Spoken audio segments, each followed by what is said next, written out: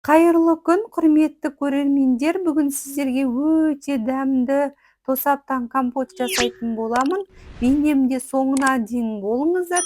Өте дәмі ерекше. Қыста рахаттанып жейсіздер. Ең алдымен тосаттарымызды жақсылап жуып, сеткада кептіріп аламыз. Артық суларын алып, содан соң суымызды қайнатып аламыз. Бұл жерде 20 литр су қайнатып алдым. Барлығын бірден жауып алу үшін суымызды қайнатып, қайнаған суға крышкаларымызды салып қоямыз, зарарсыздандырып. Біз банкаларымызды зарарсыздандырып алғанша крышкамыз да дайын болып тұрады. Чайникке су қайнатып, дәл бейнедегідей банкаларымызды зарарсыздандырып аламыз. Екінші жолы бар, духовкада зарарсыздандырып алсаңыздар да болады. Барлық банкаларымызды зарарсыздандырып алдық. Ендігі кезекте жуып тазалап алған тосапымызды саламыз. Көптеу қылып салдым, сонда дәмі өте ерекше болып шығады. 1,5 литр банкаға жартысына дейін саласыздар. Яғни 500 грамм тосап салдым. Өте қып-қызыл, дәмі ерекше болып шығады. Балдарымның ең сүйікті компоты. Барлық банкаларымызға тосаптарымызды дәл бейнедегідей салып шығамыз. Мен сіздерге түсінікті болу үшін 5 банканы көрсеттім, қалай жабатынын. Суымыз қайнады. Енді осы қайнаған суды банкаға құйып шығамыз.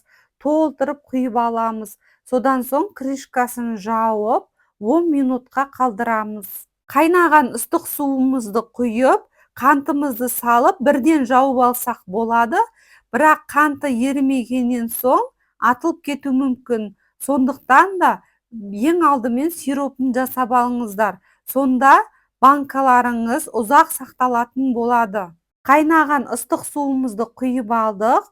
Крышкаларын жауып, 10 минутқа қалдырамыз. Менің рецепттерім сіздерге ұнаса, достарыңызбен бөлісіп, каналыма тіркеліп, қоңырау батырмасын басып, тіркеліп алыңыздар. Арадан 10 минут өткеннен соң сетка крышкасын кигізіп, кастрюльге суын құйып аламыз. Тосапы түсіп кетпес үшін осындай арнайы крышка кигіземіз. Содан соң қантын салып аламыз. Қантты 1 килограмм саламыз. Менде өлшегіш 9 грамм болғаннан соң 2 рет бөліп салдым. Менде банкі 1,5 литр болғандықтан әр банкіге 200 грамм қант салдым. Содан соң қайнатып, қайнағаннан соң жақсылап қозғаймыз. Қанты еріді, әдемі сироп болды. Ендігі кезекте осы сиропты банкіге құйып шығатын боламыз.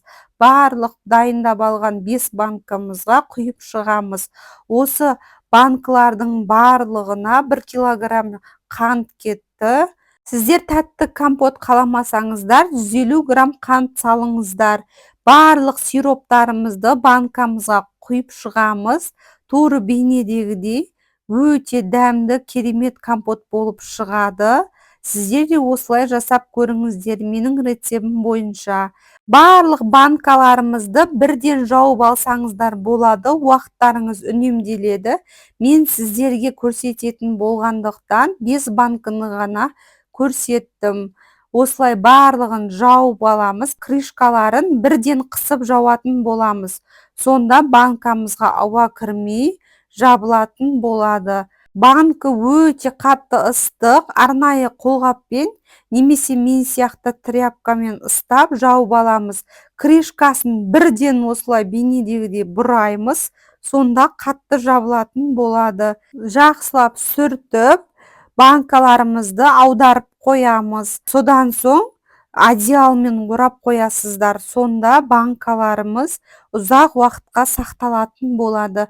Дәл осы әдіс бойынша жасаңыздар. Өте оңай, әрі тиімді жолы, әрі уақыттарыңыз үнемделеді. Мен барлық банкаларымды осы резьбовой банкамен жауамын. Варенье болсын, компот болсын, икра болсын, барлығын резьбовой банкаға жабамын. Өте оңай, әрі уақыттарыңыз үнемделеді. Сіздер де осы рецептпен жасап көріңіздер. Және 100% сенімдімін банканың атылмауына. Сондықтан бейнені толық қараңыздар. Барлығы анық көрсетілген.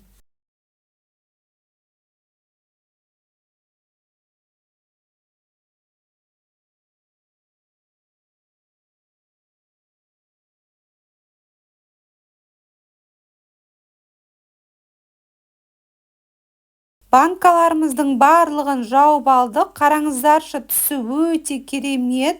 Ендігі кезекте одеялмен орап, толығымен салқындағанша қойып қоямыз. Сонымен біздің банкамыз дайын болды. Өте керемет болып шықты. Сіздермен болған Жансая. Ендігі бейнеде кездескенше сау болыңыздар.